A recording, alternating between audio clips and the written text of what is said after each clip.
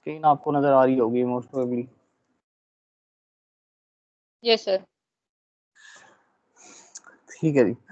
अच्छा, हमने जो लास्ट सेशन था उसमें हमने ये डिस्कस किया था कि लाइक आप कंट्रोल कैसे कर सकते हैं अपने डिज़ाइंस को, या हमारे पास जो बेसिकली लास्ट सेशन था उसमें हमने सिमुलेशन कंट्रोल की बात की थी, ठीक है, जिसमें प्रोसीजरल ब्लॉक्स के बारे में हमने एंड में थोड़ा सा देखा था कि वो प्रोसीजरल ब्लॉक्स क्या होता है। आज हमने ये देखना है कि टाइम बेस्ड कंट्रोल या इवेंट बेस्ड कंट्रोल क्या होता है। वो जो हमने एक एक हमने ब्लॉक देखा था, ऑलवेज ब्लॉक, उसमें हमने ये कहा था कि उसकी एक सेंसिटिविटी लिस्ट होती है, ठीक है। उस सेंसिटिविटी लिस्ट की बेस पे हम लोग क्या डिसाइड करते हैं कि हमारी आउटपुट क्या होगी। अब देखें, अगर इसको आप थोड़ा सा ऑब्जर्व करें कि आपकी जो सेंसिटिविटी लिस्ट है बेसिकली वो क्या कर रही होती है, वो इवेंट को डिसाइड कर रही होती है कि कोई एक इवेंट अगर होता है तो फिर आपका जो भी ऑपरेशन है वो परफॉर्म होगा, ठीक है। तो बेसिकली कहने का मतलब ये है कि हमारे पास दो तरह के इवेंट हो, लाइक दो तरह के कंट्रोल्स हो सकते हैं, या तो टाइम बेस्ड कंट्रोल हो सकता है या इवेंट बेस्ड कंट्रोल हो सकता है। फिर हमारे पास सिंक्रोनस सीक्वेंशियल लॉजिक या फिर ब्लॉकिंग नॉन ब्लॉकिंग असाइनमेंट्स हैं या टास्क और फंक्शंस हैं। ये हमने देखना है कि इनमें क्या डिफरेंस है और ये हम किस तरह से यूज़ करते हैं। जो पहला हमारा टॉपिक है वो है टाइम कंट्रोल। अब देखें, टाइम कंट्रोल, अब इसमें जो ज़्यादातर चीज़ें ऐसी हैं जो कि हम डिस्कस कर चुके हैं पहले, ठीक है। अब हमने कहा था कि delay based like timing control जो है वो हम कैसे करते हैं, हैश से यूज़ करते हैं, ठीक है।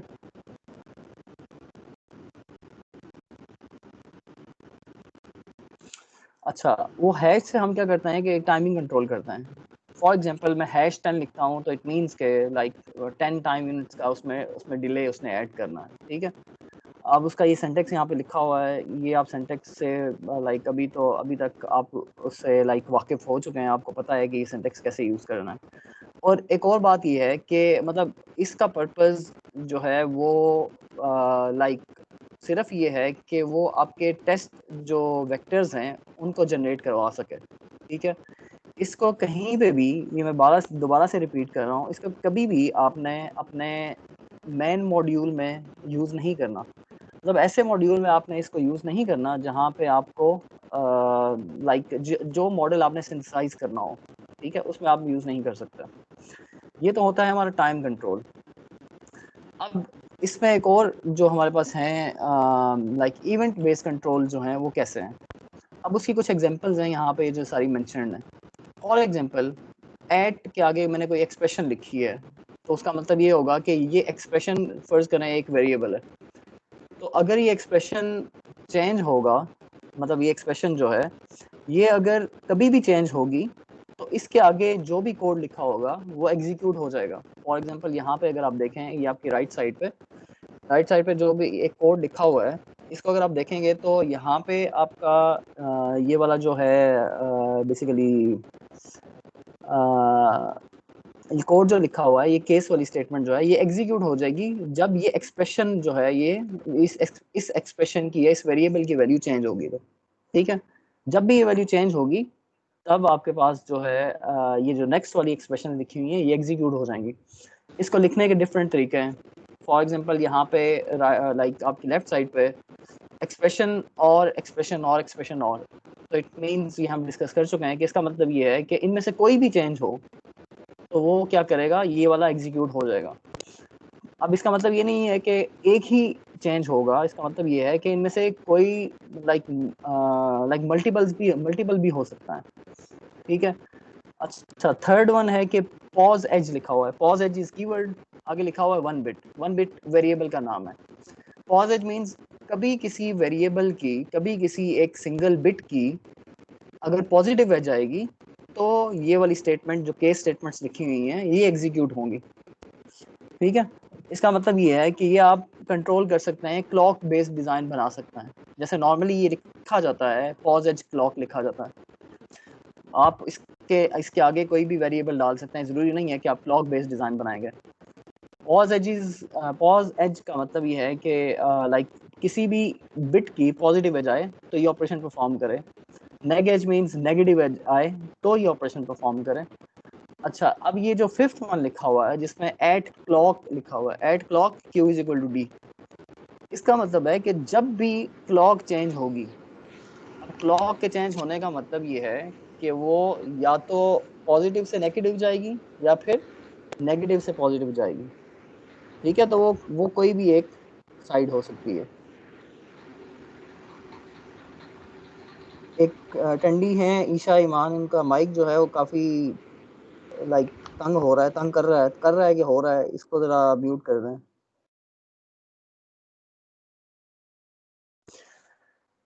ठीक है, तो इसका मतलब ये है कि at clock Q is equal to D, it means clock की वैल्यू जब भी चेंज होगी, चेंज होने का मतलब ये है कि 0 से 1 होगी या 1 से 0 होगी, तो ये स्टेटमेंट एग्जीक्यूट होगी। ठीक है, अब ये जो लास्ट स्टेटमेंट्स एग्जांपल लिखी हुई हैं कि आपका अगर फ्लिप फ्लॉप है, फ्लिप फ्लॉप में आपने पॉज एज के साथ अगर उसको बनाया हुआ है तो वो लाइक वो पॉज एज पे बिहेवियर देगा या वो नेग एज पे बिहेवियर देगा। ठीक है, तो ये इसकी कुछ एग्जांपल्स हैं जो कि इवेंट बेस्ड टाइमिंग कंट्रोल है। अब ये उसकी एग्जांपल्स यहाँ पे लिखी हुई हैं। फॉर एग्जांपल हमारे पास डिले है, डिले हैश लिखा हुआ है, तो इट मीन्स के मतलब ये एग्जांपल यहाँ पे हैं। अगर मैं राइट साइड पे जो एग्जांपल शो हो रही है टॉप पे जो है, ऑलवेज के आगे मैं लिख रहा हूँ बिगिन एंड, ये आपकी ब्रैकेट्स होंगी, #10 क्लॉक इज इक्वल टू 1 और #10 क्लॉक इज इक्वल टू 0। तो ये बता सकता है कि ये क्या बिहेवियर हमें लाइक ये क्या बिहेवियर होगा, ये हमें क्या चीज जनरेट करके देगा। सर इस ऑलवेज के आगे अपनी सेंसिटिविटी लिस्ट क्यों नहीं लिखी हुई? अगर सेंसिटिविटी लिस्ट ना लिखी जाए तो इसका मतलब ये है कि ये हमेशा ये काम करेगा, ये किसी इवेंट का वेट नहीं करेगा। 20 नैनोसेकंड की एक क्लॉक बनेगी। ठीक है, मतलब 20 टाइम यूनिट्स, वो नैनो सेकंड भी हो सकता है, माइक्रो भी हो सकता है, पिको भी हो सकता है, वो कुछ भी हो सकता है। ठीक है, उसकी वो एक क्लॉक जनरेट करेगा, मतलब लाइक 10 टाइम यूनिट्स के बाद क्लॉक को 1 कर देगा, फिर 10 के बाद 0 कर देगा, फिर 10 के बाद 1 कर देगा, फिर 0, इस तरह ही चलता रहेगा। तो उसका टाइम पीरियड जो है वो 20 उसके टाइम यूनिट्स बन जाता है। ठीक है, और राइट साइड पे जो इवेंट की एग्जांपल्स लिखी हुई हैं वो क्या है, सबसे ऊपर जो लाइक जो सेकंड लाइक यहाँ पे जो ब्लॉक्स बने हुए हैं, इसमें जो सेकंड ब्लॉक है ये बेसिकली आपको ये शो कर रहा है कि वैल्यू को असाइन करो, लाइक डी वैल्यू जो है लाइक इनपुट है ना, मतलब फ्लिप फ्लॉप की इनपुट जो है वो डी से रिप्रेजेंट करता है। तो जो डी इनपुट है उसको आप असाइन कर दो क्यू को। कब असाइन करो, जब आपके पास एक पॉजिटिव एज क्लॉक आए, लाइक उसकी क्लॉक की पॉजिटिव एज आए तो फिर असाइन कर दो। ठीक है, और सिमिलरली ये आपके वो जो हमने जो बॉटम पे लिखे हुए हैं ये हमने उसके लिए यूज़ किए थे, शायद हमारे हाफ एडर के लिए यूज़ किए थे। यहाँ पे हम उसको बता रहे हैं कि इधर एक्स चेंज हो और वाई चेंज हो, इनमें से कोई एक चेंज होगा तो ये स्टेटमेंट सारी एग्जीक्यूट होंगी। अब देखें, अगर हम बात करें हाफ एडर की तो हमें ये और जो है ये लिखने की ज़रूरत क्यों पेश आई। हम इसलिए लिख रहे हैं कि फॉर एग्जांपल एक्स चेंज होता है तो ऑब्वियसली हमारी एस जो सम आउटपुट है वो भी चेंज होगी, हमारी जो कैरी आउटपुट है वो भी चेंज होगी। ठीक है, तो इसका मतलब ये है कि हमारे पास यहाँ पे इस सेंसिटिविटी लिस्ट में सारे वो वेरिएबल्स आने चाहिए, सारे वो इनपुट वेरिएबल्स आने चाहिए, या सारे वो वाले वेरिएबल्स आने चाहिए जिनकी वजह से हमारी आउटपुट जो है वो अफेक्ट हो रही है। ठीक है, ये जो एस और सी है ये अफेक्ट हो रहा है। ठीक है, ये एक सिंपलर एग्जांपल है। लेकिन आपके पास जब कॉम्प्लेक्स मॉड्यूल आते हैं, कॉम्प्लेक्स मॉडल्स आते हैं, उसमें आप ऑब्वियसली सारे वेरिएबल्स यहाँ पे नहीं लिखते, आप सिर्फ वो वाले वेरिएबल्स यहाँ पे लिखते हैं जो कि इस ब्लॉक को, ये जो ऑलवेज एट ब्लॉक है यहाँ से बिगिन से एंड तक लेके, इसको अफेक्ट कर रहा होता है। ठीक है, हम सारे ब्लॉक्स नहीं लिखते। देन हमारे पास कॉम्बिनेशनल लॉजिक है। ठीक है, कॉम्बिनेशनल लॉजिक इज के हम क्या करते हैं कि इन स्टेटमेंट्स की बेस पे हम अपना डिजाइन जो है वो कंप्लीट कर रहे हैं। अब देखें, ऑलवेज जो है उसको हम कंट्रोल कर सकते हैं, वो एक प्रोसीजरल ब्लॉक है, उसको हम कंट्रोल कर सकते हैं एक इवेंट कंट्रोल से जिसको हम ऐड से रिप्रेजेंट करते हैं। ठीक है, अब इसको आप दोनों मॉडल बनाने के लिए यूज कर सकते हैं, एक कॉम्बिनेशनल मॉडल भी और सिक्वेंशियल लॉजिक भी। ठीक है, दोनों काम आप उससे कर सकते हैं। अब देखें, कॉम्बिनेशनल मॉडलिंग जो है वो हम लाइक कुछ इस तरह से हो रही है जो कि हमने यहाँ पे आपको रिप्रेजेंट की हुई है। ठीक है, अब अगर मैं फर्ज करें ये कहूँ कि मेरे पास ये जो प्रीवियस स्लाइड पे एग्जांपल थी, ये वाली हाफ एडर की, तो ये मैं कह सकता हूँ कि एक सिक्वेंशियल लॉजिक है। अब ये सिक्वेंशियल लॉजिक क्यों है? सिक्वेंशियल लॉजिक इसलिए है कि हमने ये शुरू में बात की थी शायद दूसरे सेशन में, कि अगर आपके पास एक कोड में मल्टीपल ऑलवेज ब्लॉक होंगे तो वो मल्टीपल ऑलवेज ब्लॉक दोनों अगर दो ऑलवेज ब्लॉक हैं तो दोनों पैरेलल में एग्जीक्यूट होंगे, लेकिन हर ऑलवेज ब्लॉक के अंदर जो उसके अंदर स्टेटमेंट्स लिखी होंगी वो एग्जीक्यूट होंगी सीक्वेंशियल, उस पे सीक्वेंशियल प्रोसेस पे एग्जीक्यूट होंगी। पहले ये जो स्टेटमेंट लिखी हुई है, पहले s is equal to x xor y execute होगी, फिर c is equal to x and y execute होगी, ठीक है। तो इंटरनल प्रोसेस जो है वो सीक्वेंशियल होगा, लेकिन दोनों ब्लॉक्स आपस में पैरेलल एग्जीक्यूट होंगे। तो ये सीक्वेंशियल की एग्जांपल है। लेकिन ये जो दूसरी एग्जांपल है ये आपकी कॉम्बिनेशनल लॉजिक की एग्जांपल है, ठीक है। इसमें आप क्या कर रहे हैं, एक सिंपल सी एग्जांपल थी, ये हमने कौन सी देखी थी, 4 to 1 मक्स की देखी थी, ठीक है। तो 4 to 1 मक्स जो है आप इस तरह से डिजाइन कर सकते हैं। अब ये यहाँ पे वो जनरल रूल लिखा हुआ है कि every input affecting the output must be included in the sensitivity list, ठीक है। ये हम बात कर चुके हैं कि हर इनपुट जो कि आउटपुट को अफेक्ट कर रही हो सारी यहाँ पे आपने लिखनी है। देखिए अब यहाँ पे हमने सारी लिखी हुई है जो कि इस आउटपुट को अफेक्ट कर सकती हैं। अच्छा, अब इसको हम ऑलवेज एट जो है बेसिकली जो इवेंट कंट्रोल है उसको हम यूज करके सिंक्रोनस लॉजिक या एसिंक्रोनस दोनों मॉडल कर सकते हैं, ठीक है। दोनों हम उससे उससे डिजाइन जो है वो हम बना सकते हैं। अब इसको सिंक्रोनस कैसे कर सकते हैं और एसिंक्रोनस कैसे कर सकते हैं? अब सिंक्रोनस का मतलब क्या होता है, कोई बता सकता है? क्लॉक डिपेंडेंट जो होता है।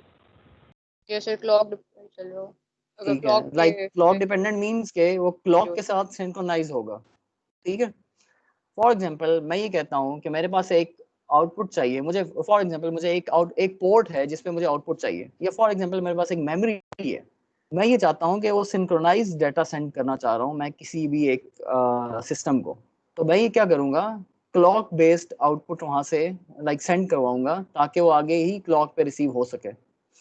तो मैं एक सिंक्रोनस मॉडल डिजाइन करूंगा जहाँ पे एक फॉर एग्जांपल एक पॉजिटिव एज आती है क्लॉक की, तो उस वक्त डाटा जो है वो आउटपुट पे जाएगा, ठीक है। तो वो एक सिंक्रोनस मॉडल होगा। लेकिन अगर एसिंक्रोनस होगा तो फिर ऑब्वियसली क्लॉक बेस्ड डिजाइन नहीं होगा, वो अपने डिसीजन अपने अपने जो भी लॉजिक होगी उसकी बेस पे डिसीजन डायरेक्ट ही ले लेगा। उसकी एग्जांपल हम देखते हैं कि एसिंक्रोनस और सिंक्रोनस में क्या डिफरेंस हो सकता है। तो हम ये दो तरह के मॉडल इससे बना सकते हैं, जो सिंक्रोनस भी होते हैं और एसिंक्रोनस भी होता है, ठीक है। अच्छा, अब देखें अगर हमने लाइक इवेंट कंट्रोल जो है यहाँ पे, ये जो अपर मॉडल है ये आपको अभी क्या रिप्रेजेंट कर रहा है, इसको जरा एक दफा देखें, मुझे कोई अगर बता सकता है ये क्या कर रहा है तो मुझे अगर बता दें, अगर कोई एक्सप्लेन कर सके तो।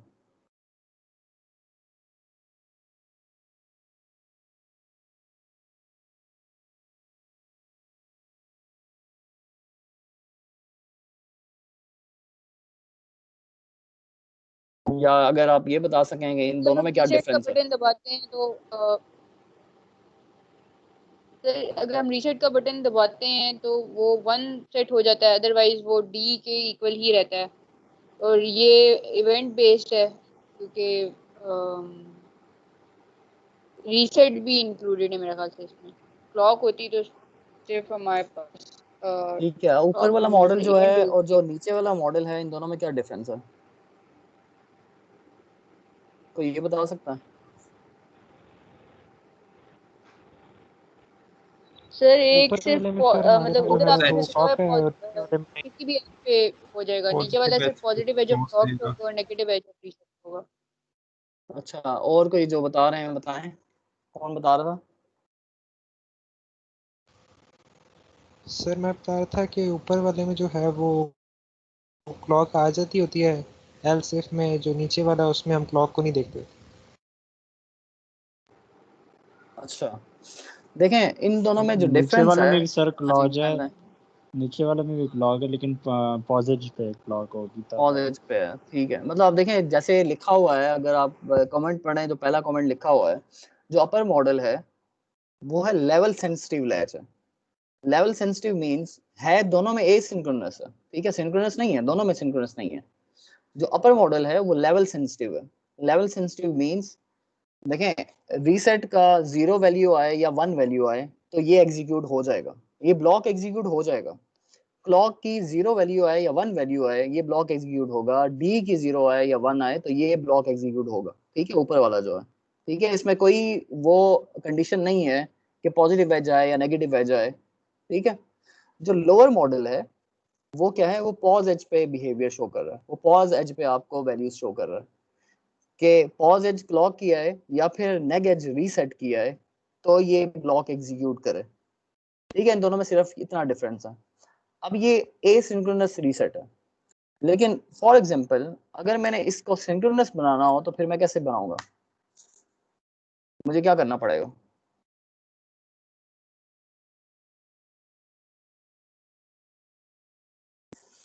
चले मैं इसको पहले इस तरह से बता देता हूँ कि सिर्फ आपका क्लॉक पे रखेंगे, अगर आप सिर्फ क्लॉक को रखेंगे बाकी इनपुट्स को नहीं देखेंगे, मतलब इंक्लूड नहीं करेंगे सेंसिटिविटी लिस्ट में। अच्छा ठीक है, पहले ये देखें कि ये मैंने अभी एक आपको ब्लॉक शो किया है, ये जो डायग्राम शो कर रहा हूँ यहाँ पे देखें, ये आपको ना शो कर रहा है कि एक एसिंक्रोनस रीसेट कैसा होता है। अब देखें आपका रीसेट, फॉर एग्जांपल हम ये ज्यूम कर रहे हैं कि जब रीसेट की वैल्यू 1 हो तो आपका डाटा जो है, ये जो लाइक क्यू और क्यू बार डाटा होता है, ये आपका क्या हो जाता है, 0 हो जाता है। ठीक है, तो हम ये कर रहे हैं कि रीसेट अब देखें कहाँ पे आ रहा है, रीसेट किसी भी क्लॉक के मिड लेवल पे आ रहा है, मतलब किसी एक लेवल पे आ रहा है जो कि लेवल 1 है। जब डाटा हम लाइक रीसेट की वैल्यू हमारे क्लॉक के मिड में आ रही हो और वो रीसेट कर दे तो इट मींस कि वो एसिंक्रोनस रीसेट है, वो सिंक्रोनाइज नहीं है क्लॉक के साथ। ठीक है, ये तो हो गया हमारे पास एसिंक्रोनस रीसेट। लेकिन अगर हमने इसको सिंक्रोनाइज करना हो, सिंक्रोनस बनाना हो, पिक्चर थोड़ी ब्लर है, मैंने कॉपी की है कहीं से, मुझे अच्छी पिक्चर मिली नहीं, तो उसको थोड़ा सा भी खुद से समझ लें, शायद समझ तो आ ही जाएगी। इसमें देखें, इसमें अब ये सिंक्रोनस रीसेट है। अब सिंक्रोनस रीसेट कैसे है ये, अब यहाँ पे भी देखें रीसेट का जो पॉइंट आ रहा है या लाइक रीसेट का जो सिग्नल आ रहा है वो भी क्लॉक के सेंटर में आ रहा है यहाँ पे। ठीक है, वो भी किसी क्लॉक के लाइक कॉर्नर पे नहीं है, लेकिन आपका डाटा जो रीसेट हो रहा है वो कहाँ पे हो रहा है, वो पॉजिटिव एज पे हो रहा है। ठीक है, ये जो नेक्स्ट पॉजिटिव एज आ रही है ना, वहां पे डाटा रीसेट हो रहा है। ठीक है, अब इसको कहते हैं, ये आपका सिंक्रोनस रीसेट है। इसका मतलब ये है कि आपकी पॉजिटिव एज आएगी। देखें फॉर एग्जांपल यहाँ पे इस एग्जांपल में देखें, आपका ये जो सिग्नल है रीसेट का ये पहले ही आ चुका है, लेकिन डाटा पे इफेक्ट नहीं होगा क्योंकि डाटा क्लॉक के साथ सिंक्रोनाइज है। तो जब नेक्स्ट एज आएगी तो फिर डाटा चेंज होगा। ठीक है, तो हमने इसको क्लॉक के साथ सिंक्रोनाइज किया हुआ है। इसका अगर कोड देखें तो कोड जो है वो सिर्फ यही होगा कि हम इस ब्लॉक में से ये जो आपका ये जो लोअर ब्लॉक है इसमें नेग एज रीसेट जो है इसको निकाल दें आप। सिर्फ आप अपने सेंसिटिविटी ब्लॉक में पॉज एज क्लॉक डालें। अब इससे क्या फर्क पड़ेगा, इससे फर्क ये पड़ेगा कि आपका सिस्टम एग्जीक्यूट ही तब होगा जब पॉजिटिव एज क्लॉक आएगी, अदरवाइज वो एग्जीक्यूट ही नहीं होगा। ठीक है, बेशक रीसेट की हमारे पास हाई सिग्नल आ जाए, वो एग्जीक्यूट नहीं होगा अनलेस किसी पॉजिटिव एज क्लॉक नहीं आती। ठीक है,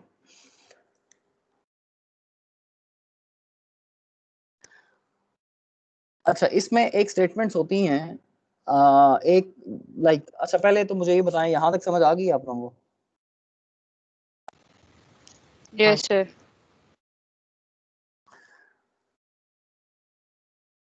और किसी को समझ नहीं यस आई? सर, समझ आ गया सर। सही है, अच्छा आ गया देखें, सर। गुड। अच्छा यहाँ सर पे अब हमारे जो पास आपने एसिंक्रोनस कहा है उसमें हमारे पास लैचेस बनती हैं और सिंक्रोनस में फ्लिप फ्लॉप्स बनते हैं। नहीं, दोनों में दोनों काम हो सकते हैं, डिपेंड्स ऑन एप्लीकेशन कि आप उसको सिंक्रोनस रखना चाहते हैं या नहीं रखना चाहते। ठीक है, वो दोनों हो सकता है।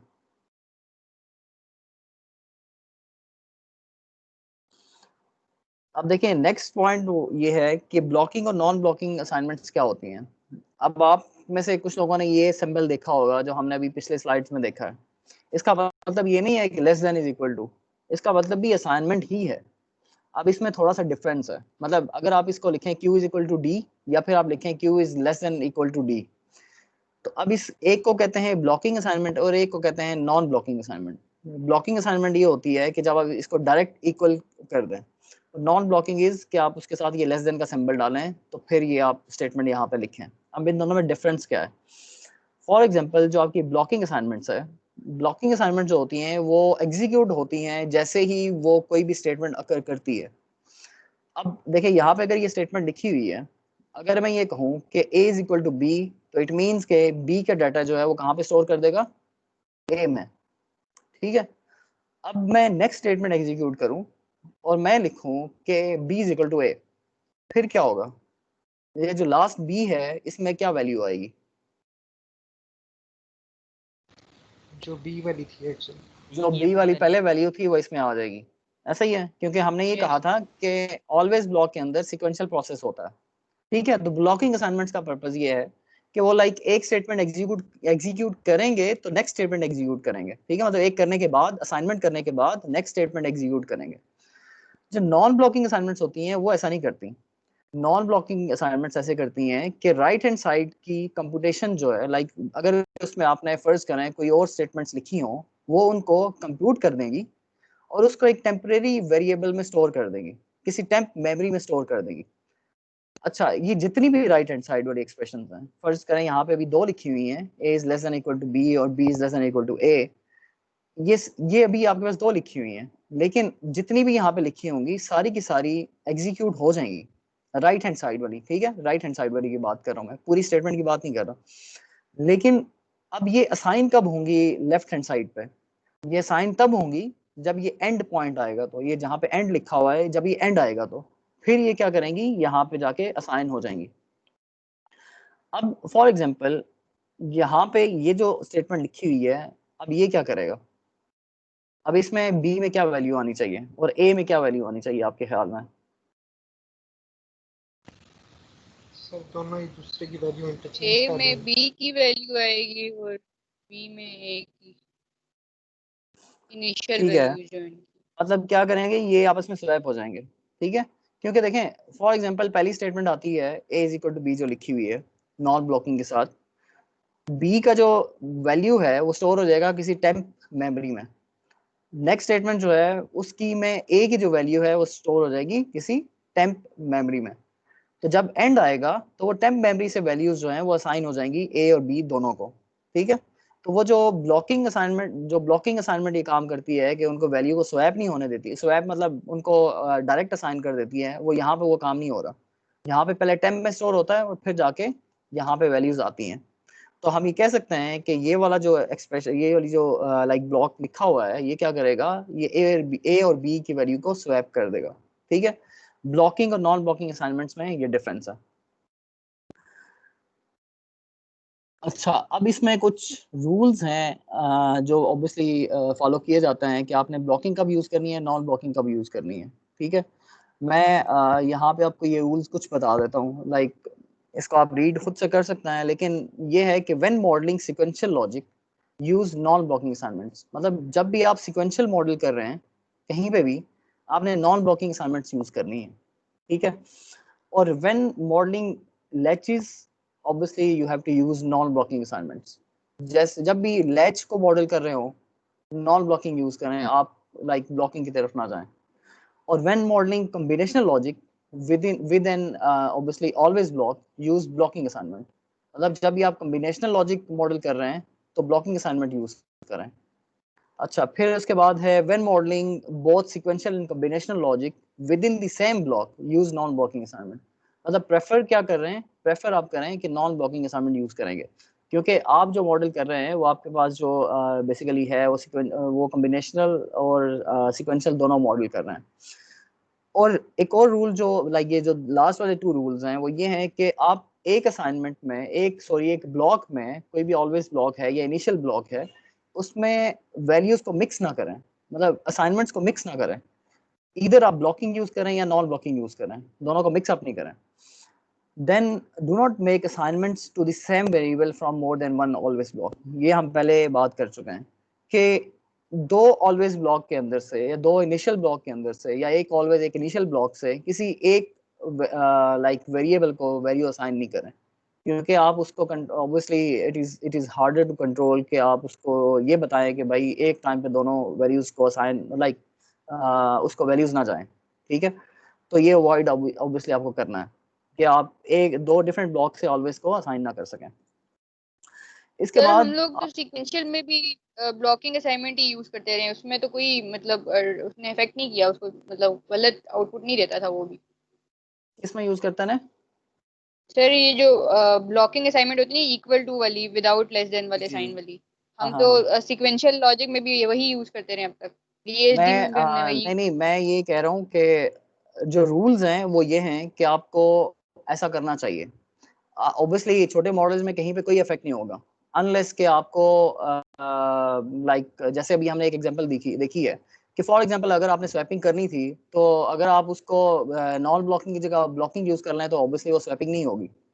डिपेंड्स कि आपकी अभी एप्लीकेशन क्या है। अगर मैंने वो स्वैपिंग वाली एप्लीकेशन ना करनी होती तो मैं उसकी जगह अगर सिक्वेंशियल भी यूज कर लेता तो कोई फर्क नहीं पड़ना था। ऐसा ही है, ठीक है सर, ठीक मतलब है। अगर हम लेकिन वो ना रूल्स ये हैं Yes. कि जो बेसिक रूल्स है ना वो ये हैं कि आपको ये रूल फॉलो करने चाहिए, ठीक है, ताकि आपको जो प्रॉब्लम्स हैं डिफरेंट जो बाद में आ सकते हैं वो ना आए।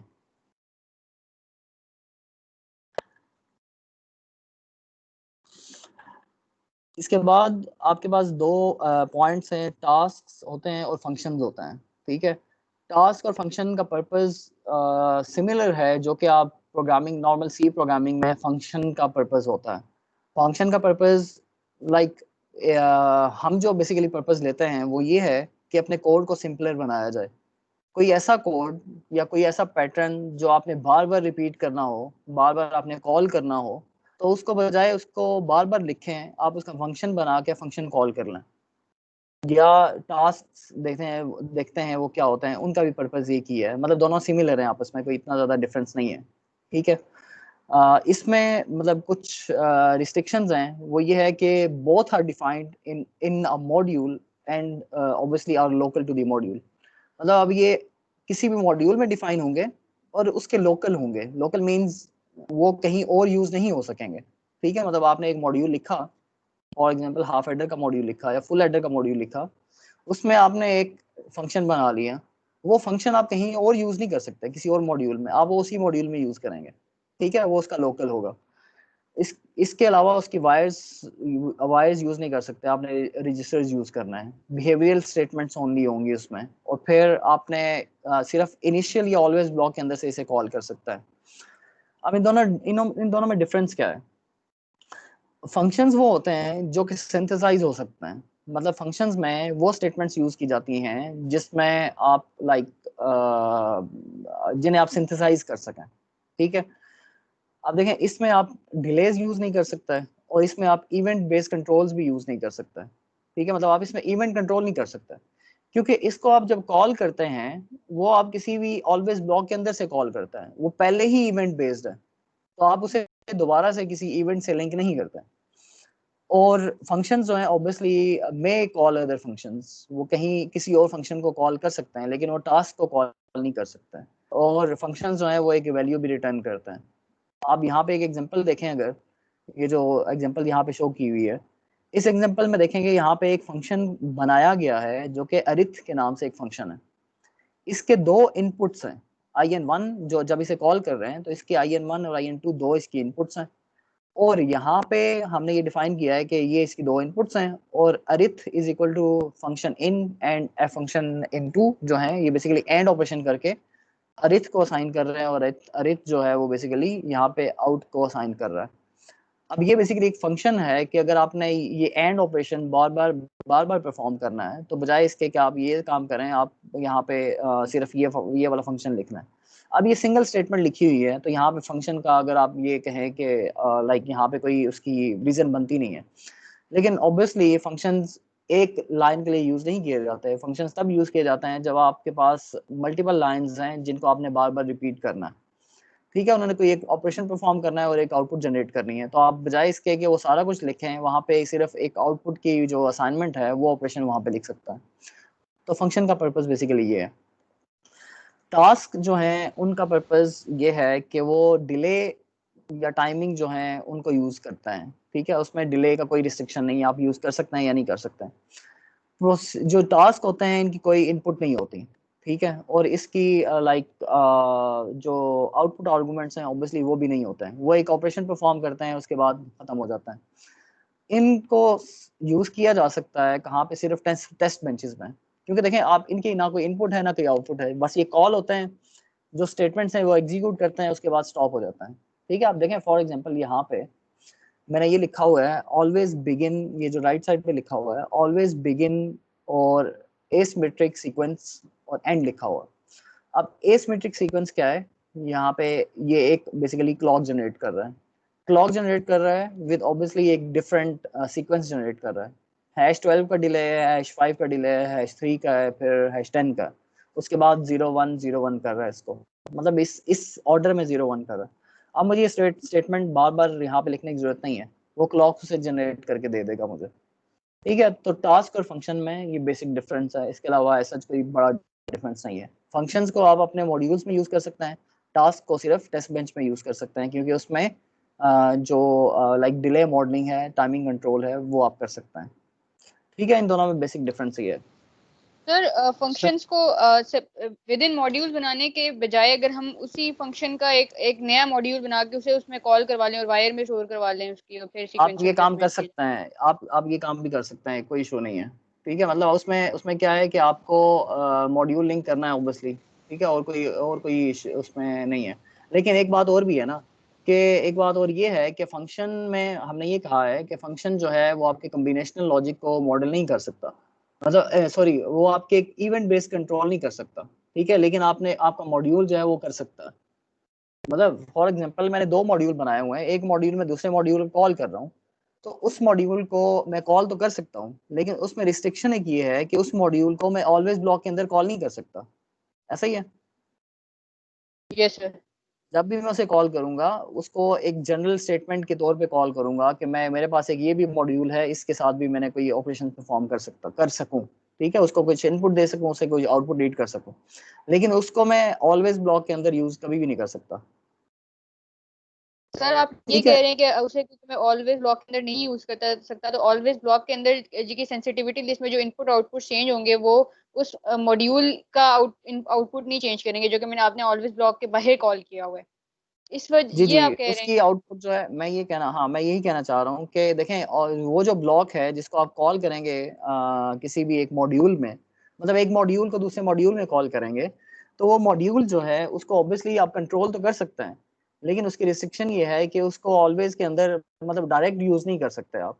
और दूसरा आप ये है कि अगर आपने सिर्फ लाइक ये जो एक एग्जांपल हमने फंक्शन की देखी है, इसमें ये जो सीक्वेंशियल ऑपरेशंस हैं या फिर आपके इवेंट बेस्ड नहीं है, जो वो ऑपरेशंस जो हैं वो इसमें परफॉर्म हम सिर्फ कर रहे हैं, ठीक है। इसकी सिर्फ लिमिटेशन ये है, मतलब अगर आपने कोई मतलब छोटा मोटा कोई काम करना है तो आप इसको डायरेक्ट कर सकते हैं, बजाय इसके कि आप एक अलग से मॉड्यूल बनाएं और उसमें सारी ऑपरेशन इनपुट आउटपुट डिफाइन करें और उसके बाद जाके ये ऑपरेशन परफॉर्म करें। ठीक है सर। सर ऑलवेज के अंदर मॉड्यूल क्यों नहीं कॉल हो सकता? ऑलवेज के अंदर मॉड्यूल कॉल क्यों नहीं हो सकता? कॉल रीजन रीजन तो मुझे पता नहीं है, लेकिन नॉर्मली ऐसा होता है कि देखें मैं एक फंक्शन फर्ज करें, टेस्ट बेंच है, हमने कहा था टेस्ट बेंच की इनपुट नहीं है आउटपुट नहीं है, लेकिन हम टेस्ट बेंच को जब भी कॉल करते हैं ये जितने भी मतलब टेस्ट बेंच में मॉड्यूल को जब कॉल करते हैं तो हम बेसिकली ये कर रहे होते हैं कि एक फंक्शन को हम लाइक एक ब्लॉक को हम बेसिकली उसमें प्लेस कर रहे हैं, और उसके बाद हम उसके अराउंड को टेस्ट वेक्टर्स जो है वो जनरेट करके उसके इनपुट पे फीड करते हैं, और फिर हम उसको आगे लेके प्रोसेस करवाते हैं। ऑलवेज के अंदर कॉल करने का ना करने की एक वजह शायद ये है कि ऑलवेज में जो एग्जीक्यूशन है, फर्ज करें ऑलवेज ब्लॉक है, एग्जांपल के तौर पे आप ये वाला ऑलवेज ब्लॉक ले लें, ये जो फंक्शन वाली स्लाइड पे था, अभी आपके सामने आ जाएगा ये वाला। अब देखें, अगर मैं फर्ज करें मैं ये आउट वन यहाँ पे एक मॉड्यूल लिख लूँ, ठीक है, अरिथ फर्ज करें आपके पास मॉड्यूल था, अगर ये मॉड्यूल है तो ये बार बार कॉल होगा, जब बार बार कॉल होगा तो इट मीन्स के यहाँ पे ये बार बार इसकी क्रिएशन होगी, मतलब मॉड्यूल आपका बार बार यहाँ पे क्रिएट होता रहेगा। तो शायद इसकी एक वजह ये है कि आप इसमें उसको कॉल नहीं करते, बजाय इसके कि आप उसको क्या करते हैं कि बाहर उसको एक दफा फंक्शन को कॉल कर लेते हैं और उसकी इनपुट देके आउटपुट रीड करता है। ठीक है, ऑलवेज में कॉल करेंगे तो इसका मतलब ये होगा कि वो बार बार हार्डवेयर में उसको लाइक बनाता रहेगा, मतलब हर दफा हार्डवेयर में एक मॉड्यूल बन जाएगा। शायद उसकी वजह ये है। सर ये भी तो है ना कि सर कॉम्बिनेशनल का जो भी आउटपुट होता है वो रजिस्टर्स में स्टोर नहीं होता, वायर्स में स्टोर होता है। तो हम रजिस्टर्स ही यूज कर सकते हैं सिर्फ ऑलवेज के अंदर, हम लोग वायर्स नहीं यूज कर सकते। तो ऑब्वियसली जब हम इसको रजिस्टर उसमें नहीं कॉल कर सकते, फिर मतलब उसका कहीं स्टोर भी तो करना होता है ना। शायद ये वजह भी है, शायद ये वजह भी हो सकती है, लेकिन देखें जो भी मॉड्यूल है उसकी कोई आउटपुट होती तो नहीं है, मतलब डायरेक्ट असाइनमेंट तो नहीं होती है उसमें। उसमें सिर्फ ये है ना कि आप उसमें इनपुट आउटपुट डिफाइन करते हैं और उसे बताते हैं कि ये आपकी स्टेट्स हैं, यहाँ पे आपने आउटपुट फीड करनी है, यस सर। मतलब वो डायरेक्ट कनेक्शंस होते हैं। तो शायद ये कुछ ये यही एक एक आध वजह है, एक दो वजह हैं जिसकी वजह से हम मॉड्यूल कॉल नहीं कर सकते विद इन ऑलवेज ब्लॉक। सही, थैंक यू। अच्छा, सर हमारा ये जो रिटर्न जब करना है हमने फंक्शन जी पे, जी जी जी हाँ हाँ, तो ये रिटर्न स्टेटमेंट वगैरह लिखेंगे जो आपने नाम लिखा नहीं हुआ रिटर्न है, रिटर्न स्टेटमेंट नहीं जो लिखेंगे, लिखा हुआ है इसी डायरेक्टली से यही डायरेक्ट रिटर्न ही कर रहा है रिटर्न इसको। करेंगे। डायरेक्ट सिंगल वैल्यू रिटर्न होगी। ठीक है, जितनी भी स्टेटमेंट एग्जीक्यूट करेंगे आपने एक सिंगल वैल्यू रिटर्न करनी है बस। सर तो ये डिफाइन नहीं हुआ रिस्क के अंदर कि ये कितने बिट का है या इसकी मतलब किस तरह है नहीं ये जो ऑब्वियसली अगर फंक्शन है अगर रिस्क। अगर आपने हाँ अगर अगर आपने मल्टीपल बिट्स का करना है तो फिर ऑब्वियसली डिफाइन होगा। ये जो इनपुट हमने लिखा हुआ है ना, इनपुट ये कॉलन जो लिखा हुआ है ये उससे शायद डिफाइन हो जाएगा ये खुद ही। इनपुट के आगे हमें लिखना यस पड़ेगा ना अगर ठीक है। मल्टीपल बिट्स होंगी तो। आउटपुट की बात कर रहा हूँ सर, मैं फंक्शन अरिथ की हाँ बात हाँ, कर रहा हूँ मतलब वो जो उसके उसके इसको। आगे फिर शायद अच्छा ये मुझे क्लियर नहीं है, लेकिन फिर मुझे ये चलें देख लीजिएगा और मैं भी साथ देख लूंगा है। चलिए सही है सर। मैं साथ कहीं मेंशन कर लेता हूँ तो इसको देख लेंगे। Okay sir. अच्छा ठीक है, इसके बाद जो सेशन 5 था हमारा, जो बेसिकली आज का सेशन था, इसमें ये जो हमारे पास कंडीशनल स्टेटमेंट्स हैं, लूप्स हैं, मॉडलिंग मक्सेस हैं और इनकोडर डिकोडर्स हैं। चीज़ें आप काफ़ी सारी देख चुके हैं, सारी चीज़ें देख चुके हैं, सिर्फ ये लूप्स जो हैं ये एक्स्ट्रा है। लूप्स जो हैं आप यूज़ कर सकते हैं, लेकिन उसकी एक कंडीशन है, मतलब एक एक जनरल कंडीशन है, वो ये है कि आप लूप तब यूज़ करेंगे जब आपका उसकी लेंथ जो है वो डिफाइंड होगी। फॉर एग्जाम्पल मैं एक लूप यूज़ करता हूँ, फॉर लूप यूज़ करता हूँ, for I is equal to 1 to 10 use करता हूँ, तो मुझे पता है कि वो 10 मॉड्यूल्स जो हैं या 10 उतने लाइक फर्ज करें मैं A is equal to B मैं करता हूँ B C is equal to A plus B, तो मुझे पता है कि वो लाइक 10 है तो 10 एड्रेस जो है वो क्रिएट करेगा। लेकिन अगर मेरे पास कंडीशन ऐसी है कि वो किसी और कंडीशन पे डिपेंड कर रही है, तो फिर मुझे ये नहीं पता कि वो कितने मॉड्यूल्स क्रिएट करेगा। हो सकता है वो इन्फिनिट मॉड्यूल्स क्रिएट करे। तो इसका मतलब ये हुआ कि अगर वो इन्फिनिट मॉड्यूल्स क्रिएट करेगा तो मेरा हार्डवेयर जो है वो तो स्टक हो जाएगा, या ऑब्वियसली वो तो ओवरलोड हो जाएगा। ठीक है, ओवर क्राउड हो जाएगा, मतलब हमारा हार्डवेयर जो है वो उसको सपोर्ट ही नहीं कर सकेगा। तो इसका मतलब ये है कि हार्डवेयर जो लूप्स हैं वो आप तब तक यूज कर सकते हैं जब तक उनका जो लिमिट है वो डिफाइंड है। अब लिमिट किन लूप्स की डिफाइंड होती है नॉर्मली? वाइल लूप, उसकी लिमिट डिफाइंड होगी, मतलब जरूरी डू नहीं है वाइल। डिफाइंड हो, मतलब जरूरी नहीं है डिफाइंड हो, लेकिन आपने जो कंडीशन वहां पे लिखनी है वो डिफाइंड होनी चाहिए। ठीक है, डिफाइंड मींस वो एक लिमिट तक जानी चाहिए, वो उतनी लिमिट होनी चाहिए जो कि आपका हार्डवेयर सपोर्ट कर सके। फॉर लूप, डू वाइल शायद इसमें मेरे ख्याल में नहीं होता। वाइल होता है, फॉर है, रिपीट है, फॉर एवर है, ये चार लूप्स जो हैं ये यूज कर रहे हैं। अब इनका सिंटेक्स क्या है? सिंटेक्स सिंपल है, जो आप यूज करते रहे पहले।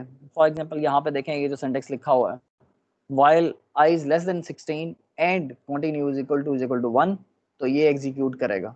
ठीक है, अब देखें इसमें आप ये कह सकते हैं कि ये डिफाइंड इसका लूप है या अनडिफाइंड लूप है? कौन बता सकता है?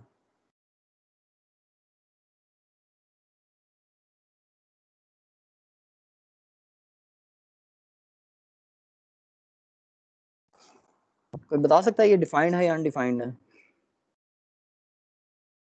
सर वाइल वन तो नहीं है तो डिफाइंड ही है, लेकिन डिपेंड करता है कंटिन्यू की जो वैल्यूज हैं वो किस तरीके से बिहेव करती हैं, मतलब सॉरी जो उसकी सेंसिटिविटी लिस्ट की वैल्यूज हैं। हाँ जी, और कोई बताएगा?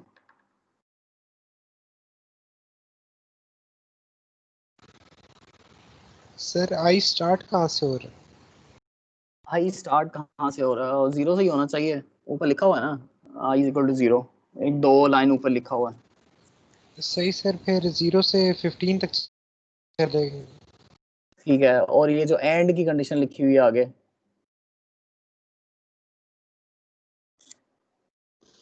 मतलब इसका मतलब तो ये है ना, ये दोनों कंडीशंस ट्रू होंगी तो व्हाइल स्टॉप होगा, ऐसा ही है। सर कंटिन्यू को आपने इंटीजर लिया हुआ और इसमें आपने ट्रू स्टोर किया हुआ है, तो फिर अगर आप ट्रू स्टोर करें तो उसकी वैल्यू 1 हो जाती है। ट्रू मींस 1 और फॉल्स मींस 0। तो सर इंटीजर फिर ये इसके पूरे 16 बिट्स का ही होगा 1111 सारा। इंटीजर कौन से वाले की बात कर रहे हैं? फिर हाँ जब जी, आप ये क्या इंटीजर होगा? बोलते हैं तो ये इंटीजर फिर तो इंटीजर लगेगा ना, वो 16 1 बिट्स 2 3 से चलेगा ना। अच्छा देखें, अगर मैं इसको इस तरह से लूं कि जो कंटिन्यू है ना, कंटिन्यू इज इक्वल टू 1 लिखा हुआ है, ये कंडीशन ऐसी है कि इस कंडीशन को आप लाइक इस तरह से कह सकते हैं कि ये एक ऐसी कंडीशन है जो कि किसी भी टाइम अकर हो सकती है, ठीक है? क्योंकि ये देखें, अगर फर्ज करें लिखा हुआ है encounter are true bit at element number जो भी है, तो अगर ये कंडीशन किसी भी टाइम आ सके, मतलब किसी भी टाइम ये आ जाए जिसकी कोई डिफाइंड वैल्यू नहीं है, इधर वो लाइक ये जो आई इज लेस देन 16 लिखा हुआ है, फर्ज करें आई जो है वो पहुंचा है 10 पे पहुंचा है, तो ये भी ट्रू हो जाए, तो फिर क्या करेगा? तो ये एग्जीक्यूट करेगा, और अगर ये ना हो, 0 पे चला जाए, तो फिर क्या होगा? फिर ये एग्जीक्यूट नहीं करेगा।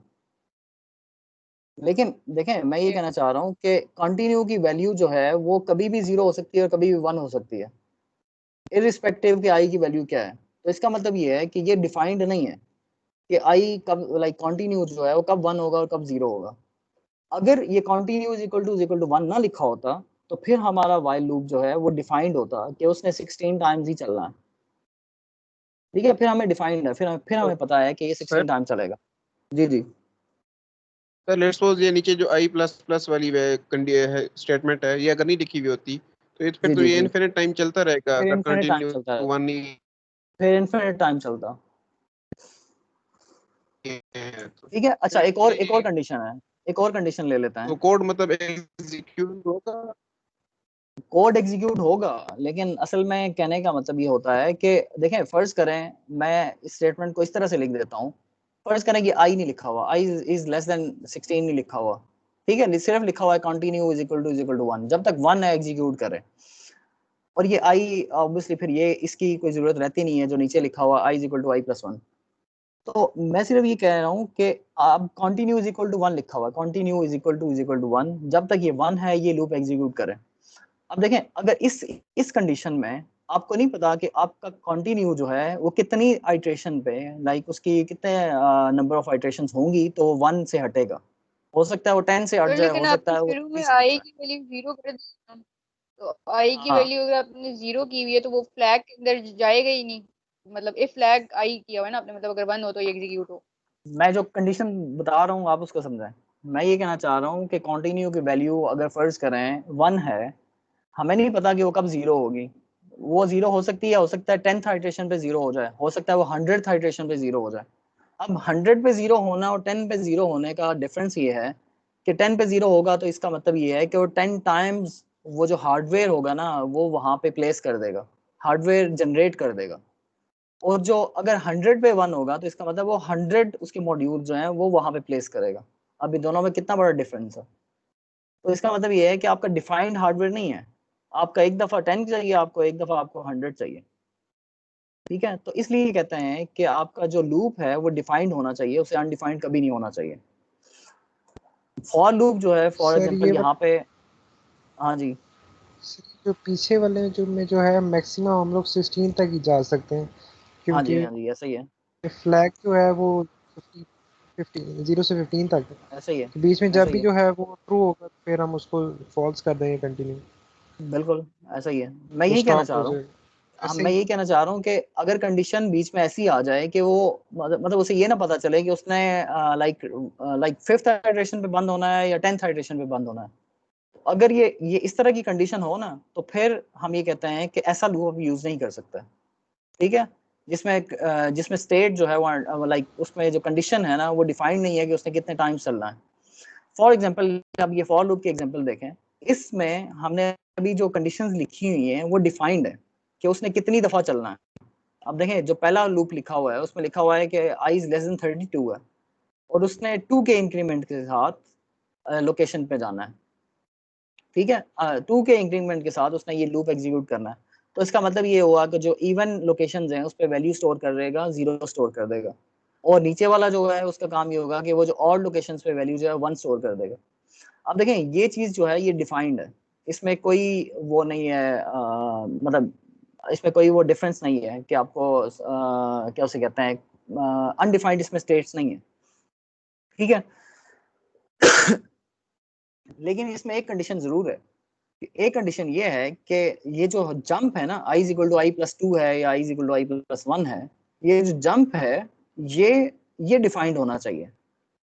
ऐसा नहीं होना चाहिए कि एक दफा जंप किया 2 का, एक दफा जंप किया 10 का, ठीक है, ये जंप डिफाइंड होना चाहिए, लाइक डिफाइंड लाइक जंप अगर 1 का है तो 1 ही होना चाहिए, 2 है तो 2 का ही होना चाहिए, डिफरेंट नहीं होना चाहिए। लाइक एक लूप में अगर उसने जंप किया 10 का, अगले लूप में उसने जंप किया 20 का, डिपेंडिंग ऑन एनी वेरिएबल, ठीक है, तो ये वेरिएबल डिपेंडेंट नहीं होना चाहिए। तो अब ये डिफरेंस है इन दोनों लूप्स में। ये लूप आप अपने कोड में यूज कर सकते हैं, लेकिन तब तक यूज कर सकते हैं जब तक ये कंडीशन सेटिस्फाई करता है, तो अगर नहीं करते तो ऑब्वियसली फिर आप यूज नहीं कर सकते। फिर आपका है रिपीट लूप। अब देखें ये रिपीट लूप है, रिपीट लूप उसने ये लिखा हुआ है रिपीट 128 टाइम्स, ये कोड 128 टाइम्स रिपीट करो। अब ये भी डिफाइंड है, मतलब उसकी भी एक लिमिट है कि वो 128 टाइम्स चलेगा और ये काम करेगा, ठीक है, तो हम ये भी यूज कर सकते हैं अनलेस के ये रिपीटिशन जो है ना ये डिफाइंड हो कि 128 टाइम्स रिपीट करेगा, या ऑब्वियसली कोई भी नंबर हो सकता है। देन वी है फॉरएवर लूप। फॉरएवर लूप तो आप कभी भी यूज नहीं कर सकते, क्योंकि आप ऐसा कोई ब्लॉक नहीं बना सकते जो कि आप इन्फिनिट टाइम वहां पे अपने हार्डवेयर में प्लेस कर सकें। इसको आप सिर्फ यूज कर सकते हैं फॉर क्लॉक जनरेशन या फिर अपने टेस्ट बेंचेस में, ठीक है। ये इसका पर्पस ये है कि ये फॉरएवर क्या करेगा, 10 टाइम यूनिट्स के बाद क्लॉक की वैल्यू को इन्वर्ट करता रहेगा, तो इसका मतलब ये 20 टाइम यूनिट्स का आपको क्लॉक बना के दे देगा, ठीक है। तो फॉरएवर लूप आप इस तरह से यूज कर सकते हैं। आपके पास 4 लूप्स हैं, वाइल, फॉर, रिपीट और फॉरएवर। अगर डिफाइंड स्टेट्स हैं, डिफाइंड उसके लिमिट्स हैं तो आप यूज कर लें, नहीं है तो आप यूज नहीं कर सकते। लेकिन रिकमेंडेड ये होता है कि आप लूप्स को अवॉइड करें, जितना अवॉइड कर सकते हैं आप अवॉइड करें। टेस्ट बेंचेस में आप जितना यूज कर सकते हैं आप यूज करें, क्योंकि आपका फायदा है उसमें यूज करना। फिर कुछ एग्जांपल्स हैं, ये एग्जांपल्स जल्दी से देख लेते हैं। ये आप कोड देख चुके हैं, कोड आपको समझ आ भी जाएगा अगर आप लोग ऑब्वियसली एक्सरसाइज करेंगे तो। एग्जांपल है मक्स की, मक्स है इनकोडर्स हैं और डिकोडर्स हैं। फंक्शनैलिटी आपको सबको पता है कि फंक्शनैलिटी क्या होती है, मक्स क्या करता है, इनकोडर क्या करता है और डिकोडर क्या करता है। ये मक्स है आपके पास, ठीक है। अब इस मक्स में देखें हमारे पास कितनी इनपुट्स हैं, हमारे पास 4 इनपुट्स हैं, एक अनेबल सिग्नल है और एक हमारे पास सिलेक्ट लाइन है। अब हमने इसको कोड करना है। इसको कोड करने के लिए हमें बेसिकली क्या करना पड़ेगा, एक तो ये करना पड़ेगा कि देखें अनेबल सिग्नल जब हमारा एक्टिव होगा तब डाटा यहाँ से आगे जा सकता है। अगर ये अनेबल सिग्नल नहीं आएगा तो डाटा यहाँ से आउटपुट पे नहीं जा सकता। Then we have select line जो कि 2 बिट की है। अब 2 बिट की क्यों है, क्योंकि हमारे पास जो इनपुट बिट्स हैं, लाइक इनपुट जो हमारे पास लाइंस हैं वो 4 लाइंस हैं, ठीक है, तो हम 2 बिट से रिप्रेजेंट कर सकते हैं इसे। अब हम इसको कोड कैसे कर सकते हैं, केस सबसे पहले स्टेटमेंट लगा के सिंपल केस स्टेटमेंट से कर सकते हैं। सिर्फ हमें क्या करना है कि हमें आउटपुट्स डिफाइन करनी है, इनपुट्स डिफाइन करनी है सारी यहाँ पे जो हमने मेंशन की हुई है। सिलेक्ट भी है हमारे पास, इनेबल भी है, ठीक है, हमारे पास ये सारे उसके इनपुट सिग्नल्स हैं। हमने मक्स बताया, ये आउटपुट है, ठीक है, मक्स आउट हमने यहाँ पे लिखी, सी आउट लिखा हुआ है तो ये मक्स आउट है, ठीक है, ये कॉर्नर में जो लिखा हुआ है राइट साइड पे। हमारे पास डाटा की 4 लाइंस हैं, ठीक है। Then we have select line जो कि 3 डाउन टू 0 है, और इसमें कोई एरर आपको नजर आ रहा है?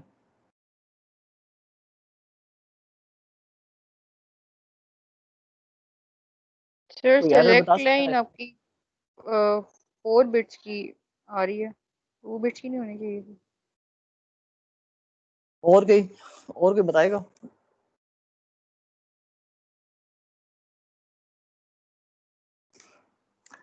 आपकी जो मक्स आउट है वो भी 32 बिट होनी चाहिए। डाटा इन जो है वो भी आपका 32 बिट होना चाहिए, यहाँ पे 21 लिखा हुआ है, ठीक है। सेलेक्ट लाइन जो है वो भी 2 बिट होनी चाहिए, यहाँ पे 4 बिट लिखी हुई है। तो इट मीन्स के आपको ऊपर 31 लिखना है और नीचे आपको 1 लिखना है, ठीक है। 1 डाउन टू 0 और 31 डाउन टू 0, ठीक है। ये डिफरेंस है। इनपुट भी आपके पास एक है, देन आपके पास एक, अब देखें ये मक्स इंटरनल है। अब ये इंटरनल जो हमने एक रेज बनाया है, ये कौन सी लोकेशन है? कौन बता सकता है कौन सी लोकेशन है?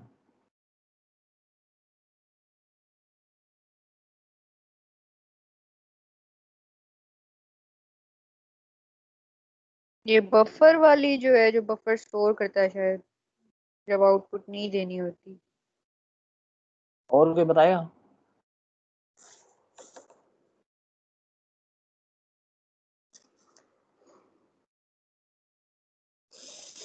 जहाँ पे आपकी मक्स की आउटपुट आ रही है, मतलब जहाँ से बेसिकली आउटपुट जनरेट हो रही है मक्स से, ये वो वाली वायर है, ठीक है। ये वो वायर यहाँ पे है, ये जहाँ पे सेंटर में 32 लिखा हुआ है, ठीक है। बफर से पहले जहाँ पे ये 32 लिखा हुआ है, ये वाला पॉइंट है मक्स इंटरनल के नाम से।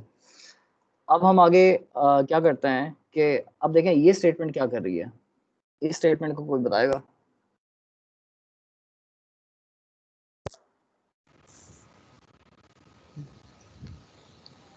इसको कोई अगर रीड करे तो कैसे रीड करेंगे? सर अगर जब enable is enable equal 1 to होगा 1 तो हो तो मक्स आउट को मक्स इंस्टेंट के इक्वल करते, वरना फिर 32 बिट के। हाँ, 32 बिट जी स्टेट कर दे, ठीक है, मतलब वन सर्किट कर दे, ठीक है।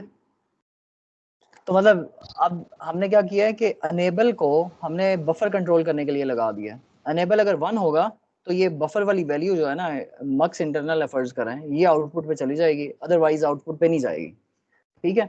अब हमने मक्स को कोड करना है कि मक्स कैसे आउटपुट जनरेट करेगा। वो सिंपल आप केस स्टेटमेंट से कर सकते हैं, ये आप पहले कर चुके हैं, ठीक है। तो ये चीज़ आपको समझ आ गई है? तो मसला हो तो बताएं इसमें। सर जो मार्क्स इंटरनल है वो 31 तक जाना चाहिए, 21 लिखा हुआ है। हाँ हाँ बिल्कुल, ये मैंने बताया अभी, वो 31 तक जाना चाहिए, बिल्कुल ऐसा ही है। और सिलेक्ट लाइन जो है वो भी आपकी 4 बिट की है, लिखी हुई है कोड में। वो 4 बिट नहीं है, वो क्या है, वो 1 बिट है, ठीक है। और मक्स इंटरनल भी ऐसा ही है, मक्स इंटरनल भी होना चाहिए 31 डाउन टू 0 होना चाहिए, ठीक है। सर ये जब हम सही कह साइन रहे स्टेटमेंट से कर रहे थे तो हैं जी। 32 बिट वाले को जब हम 1 बिट से एंड कराते होते हैं तो आंसर 32 बिट आता है। किससे एंड करवाते हैं? सर वो दोबारा जब बताएं। हम अगर किसी फॉर एग्जांपल 32 बिट के वेरिएबल को 1 बिट के वेरिएबल हाँ से हाँ, एंड कराएं तो आंसर 32 बिट आएगा। 32 बिट के वेरिएबल को 1 बिट से एंड करवाएंगे तो आंसर 32 ही आना चाहिए। सर एरर नहीं आएगा क्योंकि मल्टीप्लिकेशन नहीं हो रही मतलब है। मैं सिर्फ उस कॉन्टेक्स्ट में बात कर रहा हूँ कि आपको अगर करना है तो बिट वाइज करेंगे, तभी शायद जाके ये हो सकता है।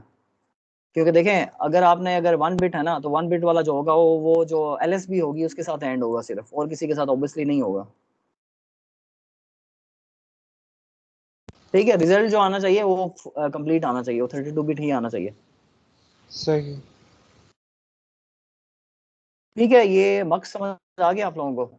मक्स के बाद ना जो एग्जांपल है वो इनकोडर की है। इनकोडर का पर्पस ये होता है कि मल्टीपल लाइंस को, ज़्यादा लाइंस को थोड़ी लाइंस में कन्वर्ट करता है डिपेंडिंग ऑन सम कोड और थ्योरी। अब यहाँ पे जो आपके पास इनकोडर है वो ये काम कर रहा है कि जब भी आपके पास ये कोड आए, मतलब आपके पास डी नॉट की वैल्यू 1 आए, बाकी सारे 0 हों, तो आपके पास आउटपुट पे ना 0 जनरेट कर दे। सिमिलरली आपके पास अगर D1 की 1 हो तो 1 जनरेट कर दे, फिर 2 की 1 हो तो 2 जनरेट कर दे। तो इट मीन्स के वो ये आपको बताना चाह रहा है कि अभी D0 हाई है या D4 हाई है या D5 हाई है या कोई भी इनमें से जो भी वैल्यू है वो हाई है, ठीक है। तो आपको ये बेसिकली बताना चाह रहा है। तो इस तरह से आप इसको क्या कर सकते हैं, इनकोड कर सकते हैं। अब इसका अगर कोड आपको लिखना हो तो मुश्किल नहीं होना चाहिए आप लोगों के लिए। सिंपल आपका कोड है जो आपकी आउटपुट होगी, ठीक है। अगर मैं यहाँ पे देखूँ आपका ये जो डायग्राम बनी हुई है, ये जो आपकी इनकोडर की डायग्राम बनी हुई है, इसमें देखें आपके पास एक आउटपुट है जो कि 3 बिट की है और जो इनपुट डाटा आ रहा है वो कितने बिट का है, वो 8 बिट का है। अगर आप कोड में देखेंगे तो आप यहाँ पे देखें हमने जो आउटपुट डिफाइन की है वो 3 बिट की है और डाटा जो इनपुट है वो हमने कितने बिट का किया हुआ, अभी 8 बिट का किया हुआ। अब हमने इसको आउटपुट रेज लिखा हुआ है, नीचे भी रेज लिखा हुआ है। अब ये इसकी डुप्लीकेशन आई है यहाँ पे ना, आप लोगों के पास अभी शो हो रहा है शायद। रेज यहाँ पे भी लिखा हुआ है रेज 2 डाउन टू 0 कोड और ऊपर लिखा हुआ है output raise 2 down to 0 code. अब अगर आपने जो आपकी आउटपुट है उसको रेज बनाना है तो उसके दो तरीके हैं। एक तरीका तो ये है कि आप ऊपर लिखें आउट 2 डाउन टू 0 कोड और नीचे लिख दें रेज 2 डाउन टू 0 कोड, ठीक है। तो ये क्या होगा, आपकी आउटपुट जो होगी वो रेज बन जाएगा। लेकिन अगर आप ये 2 दफा स्टेटमेंट नहीं लिखना चाहते तो ये जो नीचे वाली अभी स्टेटमेंट लिखी हुई है ना, रेज 2 डाउन टू 0 कोड, इसको हटा दें और रेज आउटपुट के आगे लिख दें जैसा कि लिखा हुआ है, तो आपका जो पर्पस है वो फुलफिल हो जाएगा, ठीक है। तो मतलब आपको 2 दफा स्टेटमेंट लिखने की जरूरत नहीं है, आप आउटपुट रेज दोनों इकट्ठा भी लिख सकता है। इसके बाद अगर आपने कोड करना है तो ऑब्वियसली आपने डाटा पे केस लगाना है। डाटा पे केस लगाएंगे तो 1 आएगा तो यहाँ पे 0 सेंड कर दें, 1 0 है तो 1 सेंड कर दें, 1 0 0 है तो 2 सेंड कर दें। आप इस तरह से आउटपुट पे जो वैल्यूज हैं वो आप ट्रांसमिट कर सकते हैं। अब देखें यहाँ पे हमने वो डिफॉल्ट कंडीशन जो है ना हमने 0 लिख दी है, जैसे पहले लिखा होता था अभी हमने 0 लिख दी है। हमने अभी कोई वो डिस्प्ले वाली स्टेटमेंट नहीं डाली। अब हम चाहते हैं कि ये वाला जो कोड है ये सिंथेसाइज हो। अभी ये जो कोड लिखा हुआ है ये कम्प्लीटली सिंथेसाइजेबल है, इसमें कोई चीज़ ऐसी नहीं है जो आपको वार्निंग दे, जो आपको कोई ऐसा लाइक लैग जनरेट कर दे जिससे आपकी आउटपुट अफेक्ट हो जाए, ठीक है। ये एक सिंथेसाइजेबल कोड है, कम्प्लीटली सिंथेसाइजेबल कोड है। अच्छा, इसके बाद डिकोडर है जो कि इसका रिवर्स है।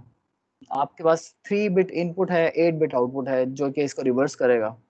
आप इसको उल्टा लिख दें, ठीक है, जैसा पहले लिखा हुआ था उसका रिवर्स कर दें, इसमें ऐसा और कोई डिफरेंस नहीं है, ठीक सर है। इनकोडर डिकोडर में ये भी होता है कि अगर 2 रेज टू द पावर्स में या ही हो, for example 2 raise to power 8 हमारा आउटपुट हो और जो सॉरी 2 रेज टू पावर 3 अगर हम लोग लें तो उसके पास 8 बिट की आउटपुट हो और 3 बिट की इनपुट हो।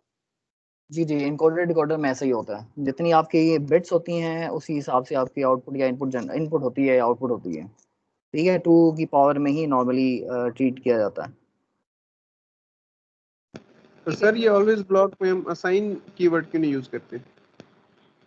देखें ऑलवेज ब्लॉक में असाइन क्यों यूज नहीं करते हैं।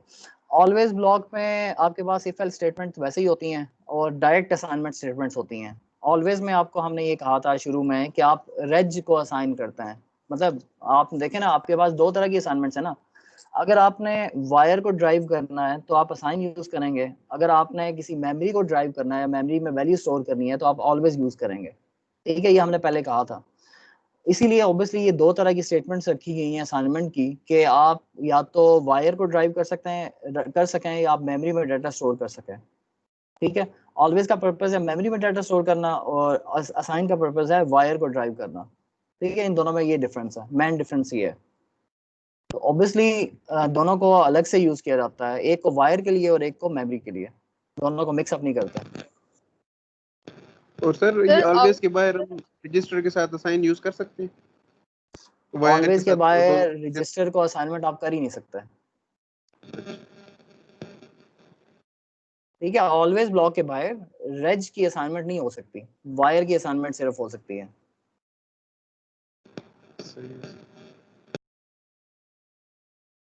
सर जो आउटपुट रेज हम लोगों ने लिया है वो तो इस ऑब्वियसली इसलिए लिया है क्योंकि हम इस वक्त ऑलवेज का ब्लॉक यूज कर रहे थे, लेकिन जी जी जनरली जी। जब हम सीक्वेंशियल कोडिंग कर रहे होते हैं तो फिर उनमें हम लोग सिर्फ अगर आउटपुट लें या फिर आउटपुट रेज लें तो उसमें कोई फर्क पड़ता है? जी जी, उसमें यही फ़र्क है। अगर आप ऑलवेज ब्लॉक नहीं यूज़ करना चाहते हैं, नॉर्मल असाइनमेंट यूज़ करना चाहते हैं, तो फिर आप सिंपल आउटपुट यूज़ करेंगे, ना उसके आगे रेज नहीं लिखेंगे, क्योंकि आपने आउटपुट को वायर बनाना है, आपने आउटपुट को रजिस्टर नहीं बनाना। अगर आपने नॉर्मल आउटपुट लिखा है, तो इसका मतलब ये है कि वो एज़ अ वायर एक्ट करेगा। लेकिन अगर आपने उसके साथ रेज भी लिख दिया है, तो फिर वो आउटपुट जो है, वो बेसिकली रेज बन जाएगी, ठीक है? वो एक मेमोरी बन जाएगी। हम इस ब्लॉक को दोबारा किसी और ब्लॉक में यूज करेंगे तो उसको हम रजिस्टर में ही स्टोर करवाएंगे इसका आउटपुट को, तो वायर में नहीं हो सकती है। फिर ऑब्वियसली आपको इंटरनल वायर्स यूज़ करनी पड़ेंगी। मतलब अगर आपने उसको चेंज करना है ना, आपने अगर फ़र्ज़ करें आपने मल्टीपल ऑलवेज़ ब्लॉक लगाना है और उसमें चले मल्टीपल ऑलवेज़ ब्लॉक नहीं लगाना है, आपने कोई असाइनमेंट स्टेटमेंट यूज़ करनी है, तो फिर आपको क्या करना पड़ेगा कि उसमें उसके आगे आपको फिर या तो वायर यूज़ करनी पड़ेगी या फिर आपको रेज यूज़ करना पड़ेगा, डिपेंडिंग ऑन कि आप उसकी एप्लीकेशन किस तरह से डिज़ाइन कर रहे हैं। ये सारा डिपेंड करता है कि आपका बेसिकली मॉडल क्या है। नॉर्मली जब भी वेरिलॉग की कोडिंग की जाती है, तो आपका मॉडल पेपर पे ऑब्वियसली डिज़ाइन किया जाता है। पहले आपके ब्लॉक्स, मॉड्यूल्स जो हैं, वो डिफ़ाइन किए जाते हैं कि कितने मॉड्यूल्स होंगे, वो किस-किस तरह से आपस में इंटरकनेक्ट होंगे। उसके बाद फिर ऑब्वियसली कोडिंग की जाती है। तो पहले ही तकरीबन आपको हर चीज़ पता होती है कि आपने क्या कोड करना है। ठीक है सर। कोई और क्वेश्चन है तो बताएँ, सेशन में इतना ही है। मैं आपको क्या उसे कहते हैं, थोड़ा-सा बता देता हूँ कि आपकी जो एक्सरसाइज़ेज़ हैं, वो क्या हैं। एक्सरसाइजेज़ सिंपल हैं, कोई ऐसा ज़्यादा मुश्किल नहीं है। पहला ये है कि आपको 4.1 जो है, अभी आपको शो हो रही हुई तो बताइएगा। 4.1 जो है उसमें आपने एक टेस्ट बेंच डिज़ाइन करना है। अभी तक आपने टेस्ट बेंच नहीं लिखा, ठीक है? मतलब एक डिटेल्ड टेस्ट बेंच नहीं लिखा। तो यहाँ पे आपने पहली एक्सरसाइज़ ये है कि आपने टेस्ट बेंच लिखना है। दूसरी आपकी ये है कि आपने क्लॉक जनरेट करनी है, ठीक है? मतलब आपने खुद से एक क्लॉक जनरेट करनी है। इसका और कोई काम नहीं है सिवाय क्लॉक जनरेट करने के। देन आपने पॉजिटिव और नेगेटिव एज जो ट्रिगर्ड क्लॉक्ड फ्लिप फ्लॉप्स बनाना है, ठीक है? उसकी ये आपके पास डायग्राम गिवन है। इस डायग्राम को देख के आपने कोड करना है। देखिए, आपको मैंने पहले ये कहा, अभी ये जो कहा था कि आप जब भी कोई डिज़ाइन करता है तो उससे पहले आप पेपर पे बनाते हैं। पेपर पे जब एक डिज़ाइन बना हो, उसको फिर कोड करना ऑब्वियसली आसान होता है। देखिए, अब अगर हमने ये एक डायग्राम बनानी है, इसका अगर हमने कोड करना है, तो हमें पता है कि एक ब्लॉक है जिसकी इनपुट क्या है, 8 बिट की है। मतलब ऑब्वियसली ये एक एज़ एन ऑलवेज़ ब्लॉक आप ट्रीट कर सकते हैं। ये इनपुट जो है इसकी 8 बिट की है। ये एक दूसरा ऑलवेज़ ब्लॉक हो सकता है जिसकी इनपुट भी 8 बिट की है। फिर उसको एक क्लॉक ड्राइव कर रही है। एक होगा पॉजिटिव एज ट्रिगर्ड होगा, दूसरा होगा नेगेटिव एज ट्रिगर्ड होगा, ठीक है? अब ये दोनों में सिर्फ ये डिफरेंस है, एक की आउटपुट y1 है, एक की आउटपुट y2 है। अब इसको देख के आप डिज़ाइन कर सकते हैं, एटलीस्ट आप आपके माइंड में एक स्केच बन जाना चाहिए कि इसमें 2 ऑलवेज़ ब्लॉक यूज़ होंगे। एक पॉजिटिव एज ट्रिगर्ड होगा, एक नेगेटिव एज ट्रिगर्ड होगा। दोनों का ऑब्वियसली क्या है, इनपुट्स डिफरेंट हैं, आउटपुट्स डिफरेंट हैं। दोनों डिफरेंट वेरिएबल्स को ड्राइव कर रहे हैं। मतलब ये सारी बातें तो अभी क्लियर हो जानी चाहिए, ठीक है? एक एक्सरसाइज आपकी ये है। फिर एक्सरसाइज है इसको समझने के लिए कि सिंक्रोनस रीसेट क्या है और एसिंक्रोनस रीसेट क्या है और एनेबल आप कैसे यूज़ कर सकते हैं। आपको ये डायग्राम दी गई है, आपने बेसिकली ना ये डायग्राम जनरेट करनी है अपने कोड से, जैसा आप कोड लिखेंगे, ठीक है? इसके बाद फिर आपके पास है multi stage behaviour of flip flop है, ठीक है? मतलब मल्टी स्टेज बिहेवियर क्या होगा, ठीक है? कुछ इंस्ट्रक्शन लिखी हुई हैं, इसकी बेस पे आपने ये कोड इसका करना है। ये एक एक्सरसाइजेज हैं सेशन 4 की, और सेशन 5 की जो एक्सरसाइजेज हैं वो भी मुश्किल नहीं है, मेरे ख्याल में 2 ही हैं सिर्फ। आपने एक BCD टू 7 सेगमेंट डिस्प्ले बनाना है। मतलब आपने ये इनकोडर है, ये डिकोडर होगा ये। BCD टू 7 सेगमेंट क्या होगा, इनकोडर होगा, डिकोडर होगा? डिकोडर। डिकोडर। डिकोडर होगा, ठीक है? मतलब आप डिकोड कर रहे हैं BCD को टू 7 सेगमेंट, ठीक है? और ये कोई ऐसा मुश्किल नहीं होना चाहिए। ये डायग्राम आपको गिवन है, इसके हिसाब से आपने ना आउटपुट बनानी है, ठीक है? देन आपके पास है design 8 to 3 bit priority encoder. मतलब हमने एक एग्जांपल पढ़ी है, लेकिन आपने एक प्रायोरिटी इनकोडर जो है ना वो आपने डिज़ाइन करना है, ठीक है? प्रायोरिटी इनकोडर थोड़ा सा स्टडी कर लीजिएगा कि उसकी क्या फंक्शनैलिटी होती है, वो बेसिकली क्या होता है। उसमें सिर्फ ये होता है कि उसकी प्रायोरिटी सेट की जाती है कि अगर और कोई वैल्यू आए तो उसको इग्नोर कर दें, ठीक है ना। तो ये थोड़ा सा देखिएगा, ये 2-3 मतलब कितनी होगी टोटल, 7 एक्सरसाइजेज हैं। तो ये आपने 7 एक्सरसाइजेज हैं, ये आपने कोड करनी है। अगर कोई चीज़ समझ ना आए तो आप पूछ सकते हैं। अभी आपको अगर कोई चीज़ समझ नहीं आई तो अभी मेरे से पूछ लें। सर मॉडल सिम जो आपने दी हुई है उसमें की जेन जो है ना वो चलता नहीं है, वो कहते हैं कि कैन नॉट आइडेंटिफाई, पता नहीं इस तरीके से एक आती है शेड। नहीं, जो कीजन है कुछ लोगों के साथ इशू आ रहा है, मुझे नहीं पता अब सारों के साथ आ रहा है कि नहीं आ रहा है, कुछ लोगों के साथ तो आ रहा है। मैंने जो कीजन आपको दिया था, आप एक एक बात तो मुझे ये बताएं कि वो जो कीजन है उसको एंटीवायरस के बगैर एक्सट्रैक्ट किया आप लोगों ने? मतलब अगर किसी के पास कोई एंटीवायरस चल रहा है उसको स्टॉप सर करके आपने विंडोज एक्सट्रैक्ट 10 किया पे है या डायरेक्ट किया? एंटीवायरस होता है ना, विंडोज 10 के को तो नहीं जी, स्टॉप किया, इसके अलावा कोई नहीं था मेरे उसमें। और वो मैंने दोबारा भी डिफेंडर जो है एक्सट्रैक्ट किया था बेसिकली। जो आपको। यस सर, विंडोज उसको नहीं मैंने स्टॉप किया था, विंडोज डिफेंडर को। हाँ हाँ, उसके बगैर किया आप लोगों ने? और मैंने ये उसके बगैर भी किए, मैंने एक्सट्रैक्ट भी किया जो आपने उसमें विन आर आर फाइल दी हुई थी उससे भी, उसके अंदर भी था एक, उसको भी एक्सट्रैक्ट किया है कि शायद आपके वाला ही ना चल रहा हो। और दोनों को किया है, दोनों से नहीं चल रहा। अच्छा, और किसी के साथ इशू आ रहा है? मैं असल में मैंने अपलोड किया था, जो अपलोड किया था बेसिकली वो तो चल रहा था। अगर मैं अभी रन कर रहा हूँ, जैसे अभी आप यहाँ पे बैठे हैं तो मेरे पास अभी रन हो रहा है। अगर आप कहते हैं तो मैं स्क्रीनशॉट भी शेयर कर देता हूँ, क्योंकि मैंने अभी इसको एग्जीक्यूट किया है। और अभी आप देखें तो ये मैंने अभी स्क्रीनशॉट शेयर किया है इसकी, आप टाइम टाइम चेक करें, ये लाइसेंस फाइल अभी जनरेट हुई है। तो मेरे पास इशू नहीं आ रहा वैसे। ये उसी तरह एग्जीक्यूट हो रहा है जैसे उसे होना चाहिए। डायरेक्ट मैंने एग्जीक्यूट किया है तो कोई इशू नहीं आ रहा इसमें। सर मेरा तो एंटीवायरस जो बेसिकली विंडोज अनइंस्टॉल हो चुका डिफेंडर था तो है, विंडोज डिफेंडर मेरे ये ख्याल सर। में कोई ये काम करता है, इसको शायद कोई ब्लॉक करता है या कोई ऐसे वैसी चीज़ होती है। क्योंकि मेरे पास जो एक्सट्रैक्ट हुआ पड़ा है ये बड़ा पुराना हुआ पड़ा हुआ है। मैंने एक्सट्रैक्ट ऑब्वियसली अभी नहीं किया, मैंने पहले ही एक्सट्रैक्ट किया हुआ था, तो अभी मैंने उसे रन किया सिर्फ। तो मैं ठीक है अभी अपलोड मैं कर रहा हूँ वैसे। जो Xilinx है 6.5 GB का। मोस्ट प्रोबेबली हमारे नेक्स्ट सेशन से पहले अपलोड हो जाना चाहिए, अगर हमारा कल सेशन नहीं होता। FPGA के सेशन से पहले इंशाल्लाह अपलोड हो जाएगा। कोशिश कर रहा हूँ मैं हो जाए। है वो 6.5 GB का, तो आप 6.5 GB PTCL पे कब तक अपलोड होता है ये मुझे नहीं पता, तो देखें शायद जल्दी हो जाए।